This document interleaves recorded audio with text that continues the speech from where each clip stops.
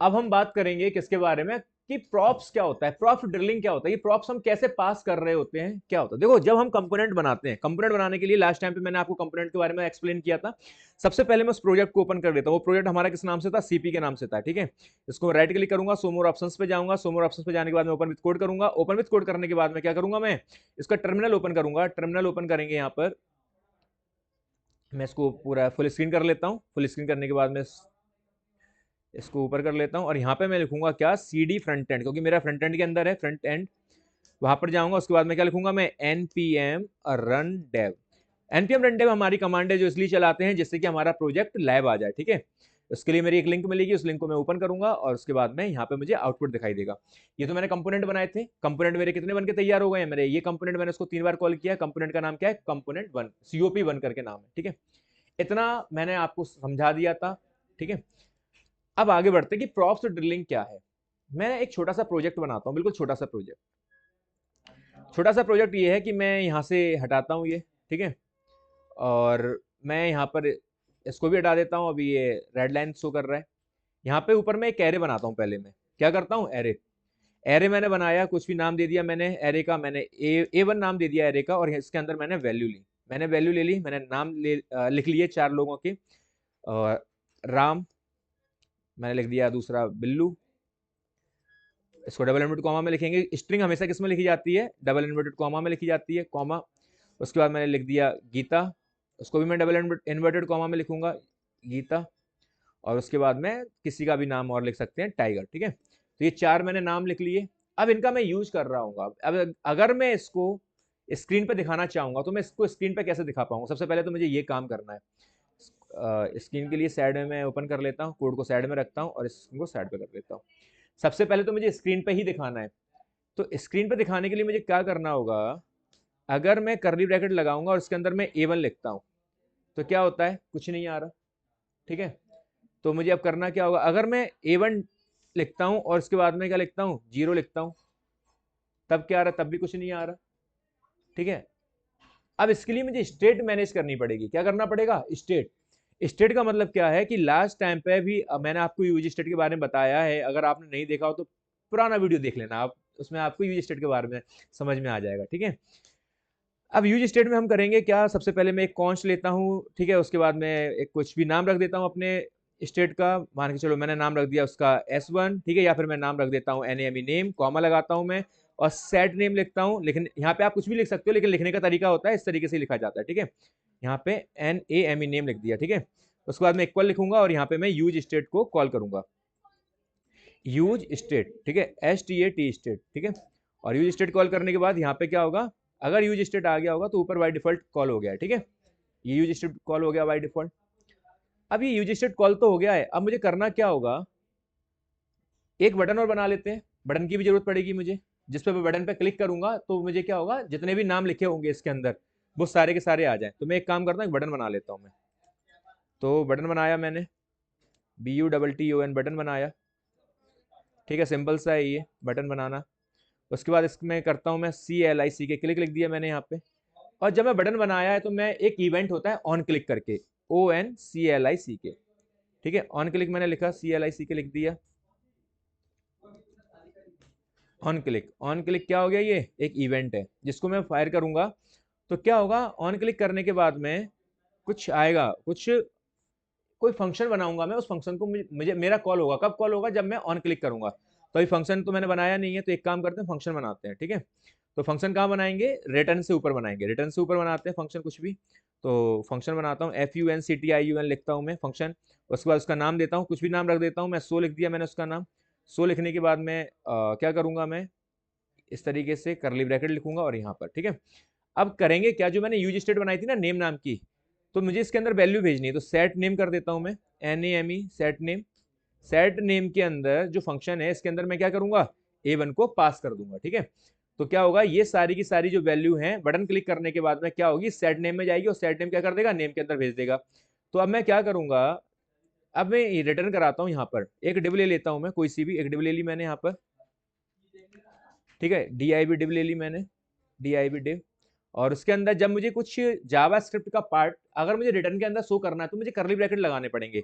अब करली ब्रैकेट लगाता हूँ और यहाँ पे मैं क्या करता हूँ, जिसमें मेरा ये एरे जाएगा, बटन पे क्लिक करने के बाद वो किस में जाएगा, A1 में जाएगा। मतलब A1 हमारा किस में जाएगा, सेट नेम में जाएगा, और नेम क्या है, तो वो फाइनल नेम में जाएगा। तो मैं क्या करूंगा, नेम को मैं यहाँ पर लिख दूंगा। कहाँ लिखूंगा मैं नेम को, इस डिव के अंदर लिखूंगा मैं, NAME नेम।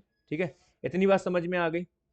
ठीक है, और ये मैंने ये बटन था, ये हमारा ये जो बटन लगा हुआ था उसमें ऑन क्लिक करके एक इवेंट है, इसके अंदर अभी मैंने कोई भी फंक्शन पास नहीं किया है। ठीक है, तो वो फंक्शन कौन सा बनाया था मैंने, यहाँ पर अभी मैंने ये फंक्शन बनाया है सो नाम का। ठीक है, तो सो मैं नीचे क्या करूंगा, इसका नाम ऑन क्लिक में लिख दूंगा। मैं यहाँ पे नाम लिखता हूँ SHOW सो।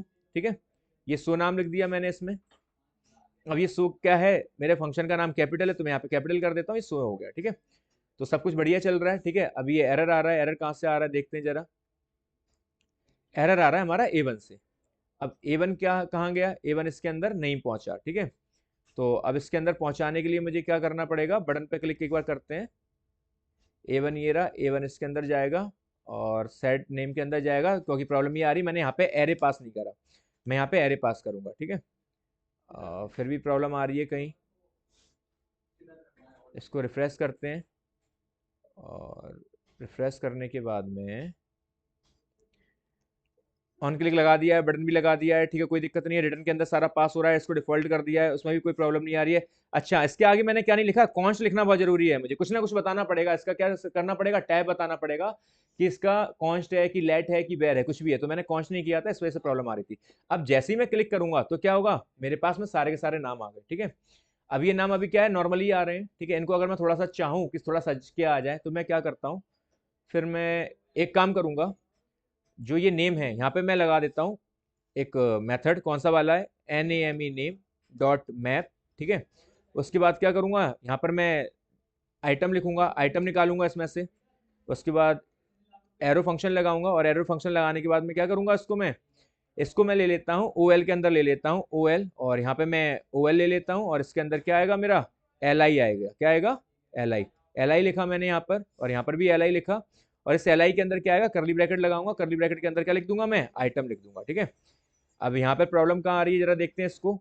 नेम है, नेम में मैप लिखा मैंने, आइटम निकाला, OL आया, यहाँ पर भी OL आया, यहाँ पर LI है, और यहाँ पर भी क्या है, LI है। अब अच्छा, प्रॉब्लम ये है कि ये OL है, तो इसको यहाँ से कंट्रोल X करता हूँ यहाँ पर मैं, और यहाँ पर इसको लिखता हूँ कंट्रोल V, और यहाँ से इस OL को यहाँ से हटाता हूँ मैं, कंट्रोल X करता हूँ इसको, और इसको रखता हूँ यहाँ पर कंट्रोल V। ठीक है, अब इसके अंदर कोई प्रॉब्लम, अब इसको मैं क्लिक करूँ तो क्या होता है, सारे के सारे लाइन से आ गए हमारे। ठीक है, इतनी बात समझ में आ गई, कोई प्रॉब्लम तो नहीं है ना। अब ये कोड है ये मेरा, जो यहाँ पे मैंने राम वगैरह लिखा हुआ है, या फिर ये राम बिल्लू गीता टाइगर आ रहा है। ठीक है, ये बटन प्रेस करने पे आ रहे हैं। अब मैं एक काम करता हूँ, मैं क्या करता हूँ, जो ये पूरा कोड है मेरा, ये सारा का सारा कोड मैं क्या करता हूँ, कंट्रोल X करता हूँ, और मैं एक नया कंपोनेंट बनाता हूँ। मैंने नया कंपोनेंट बनाता हूँ, नया कंपोनेंट ले लेता हूँ मैं, डिस्प्ले नाम से बना देता हूँ, DISPLAY डिस्प्ले डॉट JSX। ठीक है, एंटर मारा। अब यहाँ पे मुझे बॉयलर प्लेट चाहिए, नॉर्मली जो हम फंक्शन बनाते हैं, नॉर्मली जो हम कंपोनेंट बनाते हैं, वैसा मैं तैयार कर लूंगा, REFC लिखूंगा, तो क्या होगा, एक बॉयलर प्लेट आ जाएगी। आ गई, कोई दिक्कत नहीं है इसमें। अब जो मैंने कोड वहां से कॉपी किया था, उसको मैं यहाँ पे पेस्ट कर देता हूँ, पेस्ट कर दिया, सब कुछ बढ़िया है। अब प्रॉब्लम ये है कि यहाँ पर क्या हो रहा था, नेम डॉट मैप, मतलब यहाँ पे क्या, नेम को क्या मिल रहा था, नेम। अब नेम तो कुछ है ही नहीं ना मेरे पास में अभी यहाँ पर इस वाले उसके अंदर। तो मैं क्या करूंगा, दोबारा से उसमें जाऊंगा, मेरा जो app.jsx है वहां पर जाऊंगा मैं। यहाँ से मैंने क्या हटाया था, रिटर्न में से जो हटाया है, कोड हटाया था ना, अब उसको मैंने कोड को किसी एक कंपोनेंट में डाल दिया था, उस कंपोनेंट का नाम क्या था, डिस्प्ले नाम था। ठीक है, तो अब मैं क्या करूंगा, इस डिस्प्ले को यहाँ पे मैं कॉल करूंगा, DISPLAY डिस्प्ले लिखा मैंने, एंटर मारा, डिस्प्ले आ गया। ठीक है, अब डिस्प्ले में मुझे क्या करना होगा, मुझे डिस्प्ले में ये जो एरे है, क्या कौन सा वाला, नेम। ठीक है, जो नेम है ना, मुझे भेजना पड़ेगा। अब भेजेंगे कैसे इस नेम को, मैं यहाँ पे लिखूंगा NAME नेम, ये इसी को बोल रहे हैं प्रॉप्स पास करना। ठीक है, और मैं यहाँ पे क्या लिखता हूँ, नेम लिख दिया। अब यहाँ पे मैंने इस कंपोनेंट के अंदर भेज तो दिया इस नेम को, देखो। अब मुझे इस नेम को भेजने की जरूरत क्या पड़ी, देखो मेरा क्या था यहाँ पर, मैं इसको साइड में कर देता हूँ तो पूरा दिखाई देगा आपको। ये एरे था, ठीक है, इस एरे के अंदर फिर क्या हुआ कि मैंने एक फंक्शन बना रखा था सो नाम का। अब सो नाम का फंक्शन कुछ काम कर रहा था, वो क्लिक हो रहा था। अब सो नाम का फंक्शन भी मुझे भेजना पड़ेगा, बटन कहाँ लगी हुई है, बटन मेरी लगी हुई है डिस्प्ले के अंदर। अब इसको सो भी तो चाहिए मुझे, तो सो तो मेरा बाहर है, तो इसको भेजूंगा कैसे, तो मुझे इस कंपोनेंट के अंदर भेजने के लिए ये सो नाम के फंक्शन को भी भेजना पड़ेगा। तो जिसका जो भी नाम है आप उसका नाम लिखो, और SHOW सो लिख दो। ठीक है, वैसे जरूरी नहीं है वैसे ये जरूरी नहीं है कि यही आप नाम लिखो, ठीक है, आप दूसरा भी नाम लिख सकते हो, लेकिन जो करली ब्रैकेट के अंदर आपको वही नाम देना पड़ेगा, ठीक है। SHO सो दे दिया मैंने यहाँ पे, ठीक है। तो अभी मैं दोनों नाम सेम ही रखता हूँ जिससे आपको दिक्कत नहीं हो, समझने में कोई प्रॉब्लम नहीं आए।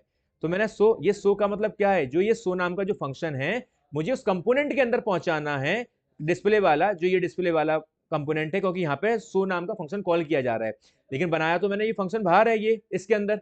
तो उसको पहुंचाने के लिए, डिस्प्ले के लिए, तो मुझे क्या करना पड़ेगा, तो मुझे यहाँ से ये इस तरीके से भेजना पड़ेगा। ये भेजने का तरीका है किसी कंपोनेंट के अंदर, किसी भी कंपोनेंट के अंदर भेजने का तरीका यही होता है, ठीक है। तो मैंने ये भेज दिया, नेम को नेम भेज दिया। अब मैं जाऊंगा दोबारा से कहां पर, मैं जाऊंगा डिस्प्ले के अंदर, डिस्प्ले के अंदर आया।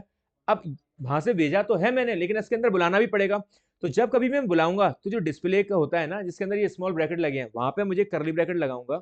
और जो मैंने बाहर नाम लिखे थे, एक तो मैंने क्या लिखा था, नेम लिखा था, कॉमा, फिर मैंने क्या लिखा था, SHOW सो करके लिखा था, ठीक है। समझ में आ गया, देखो कोड सही हो गया, अपने आप शो करने लगा, ठीक है। ये जो अंडरलाइन आ रही है रेड रेड, आप इस पे दिमाग मत लगाना बिल्कुल भी, कोड सही है। ये इसलिए आ रहा है क्योंकि मैंने एक्सटेंशन डाउनलोड कर रखा है जो बहुत स्ट्रिक्टली चेक कर रहा होता है, ठीक है। तो मैं जैसे क्लिक करूंगा तो क्या होगा, सारा का सारा आ गया। तो इसका मतलब क्या हुआ कि भाई app.jsx के अंदर तो मेरा एरे बना हुआ था, app.jsx के अंदर मेरा क्या बना हुआ था, एरे। और लेकिन इसमें मैंने क्या करा, यहाँ पे कंपोनेंट मैंने यहाँ पे कॉल किया, इस कंपोनेंट में, इस कंपोनेंट का नाम क्या था, डिस्प्ले, और कोड मेरा किसके अंदर था, डिस्प्ले के अंदर। ये सारा का सारा जो कोड है, अच्छा हो सकता है आपको भी प्रॉब्लम आ रही हो कि यहाँ पे ये अंडरलाइन आ रही है, तो मैं एक काम करता हूँ, इसका एक्सटेंशन ही हटा देता हूँ, ठीक है। इसका एक्सटेंशन हटाने के लिए मैं क्या करूंगा, यहाँ पे LIN इस तरीके से कुछ आएगा, अभी देखते हैं, ठीक है। ESLint इस तरीके से आ गया, इस पर मैं जाऊंगा, ठीक है। इसको मैं डिसेबल कर दूंगा, ठीक है, डिसेबल कर दूंगा तो फिर कोड मेरा सही हो जाएगा, जहां तक है मोस्ट प्रोबेबली, ठीक है। अब ये और भी एक्सटेंशन लगे होंगे तो उनको रिफ्रेश वगैरह कर देंगे तो उसके बाद चला जाएगा, ठीक है। ये हो गया, क्लिक कर दिया मैंने, ठीक है। कंपोनेंट समझ में आया कैसे हुआ, कैसे प्रॉप्स पास करा, दोबारा फिर बताता हूं एक बार। मेन क्या था हमारा, app.jsx था हमारा, ठीक है। अब इसको मैं साइड में करता हूं, इसको भी साइड में करता हूं, ठीक है। इसकी स्क्रीन फुल कर देता हूं, मैं फुल स्क्रीन कर देता हूं। और ये देखो जरा, ये पूरा का पूरा क्या था, इसकी स्क्रीन छोटी कर देता हूँ, एक काम करता हूँ तो थोड़ा समझ में आएगा। ये पूरा का पूरा क्या था, ये यहाँ से कोड स्टार्ट हुआ है पूरा का पूरा, ये app.jsx का पूरा कोड है, ठीक है। ये सारा कोड app.jsx का है। पहले मैंने यहाँ पे कोड लिखा था कुछ, अब उसकी जगह फिर मैंने क्या लिख दिया, कंपोनेंट बना दिया। कंपोनेंट का मतलब क्या हुआ, मैंने डिस्प्ले के अंदर मैंने ये पूरा का पूरा कोड लिख दिया। कौन सा वाला कोड लिखा, ये सारा का सारा कोड जो वहां पर यूज हो रहा था, ठीक है। अब क्या हुआ कि जब मैंने इसको लिखा, प्रॉब्लम ये आने लगी कि जो एरे था, एरे मेरा भारी था। एरे किसके अंदर था, ऐप नाम के जो मेरा कंपोनेंट है, ऐप नाम की जो फाइल है उसके अंदर था। लेकिन मुझे उसे डिस्प्ले के अंदर भेजना था, क्योंकि डिस्प्ले के अंदर भेजने का मतलब ये है कि मेरा जो मैप फंक्शन है, जो मैप फंक्शन है उसे चाहिए क्या, नेम चाहिए। एरे का नाम क्या है, नेम है। और ये मुझे मिलेगा कैसे, क्योंकि यहाँ पे तो कुछ है ही नहीं ना, यहाँ पे तो कुछ है ही नहीं। अगर तो फिर वो मुझे मिला कहां से, वो मुझे मिला app.jsx से। उससे फिर मैंने क्या किया था, पास किया था, किसके अंदर पास किया था, कंपोनेंट के अंदर पास किया था। कंपोनेंट का नाम क्या था, डिस्प्ले। तो मैंने पास कैसे किया, मैंने यहाँ पे नेम लिखा और करली ब्रैकेट के अंदर मैंने यहाँ पे नेम लिख दिया, जो नाम रखा है वही लिखा मैंने।